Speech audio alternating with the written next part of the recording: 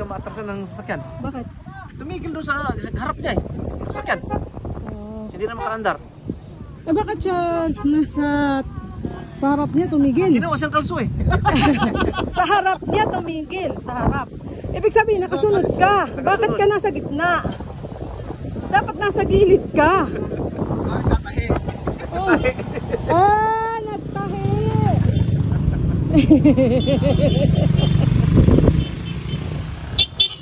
Ilang kurgaan.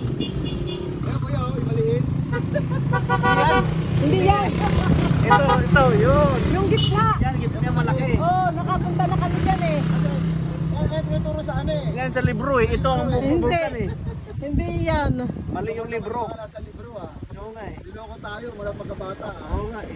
Wala pinagsabi sa pero puro abo pa doon.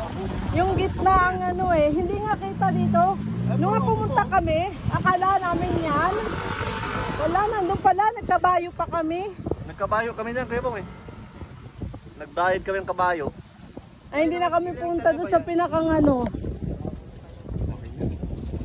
Di ba yung mga ano, yung may asawa ng foreigner? Pumunta doon, nung bigla si Mabo. Yun nga, tik sila.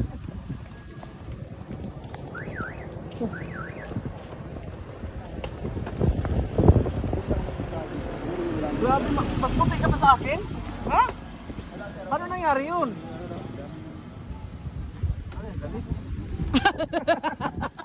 Aray ko. Hindi, pagka ano, so, middle class ka, ang tawag dyan, allergy. Allergy. Pagka yun talagang ano ka, ano yung puro sintok, galis. Yung middle class si kuya, ano siya, allergy. Allergy. Aray ko. Di ba naman to? Resort yan. Subdivision ba? Resort.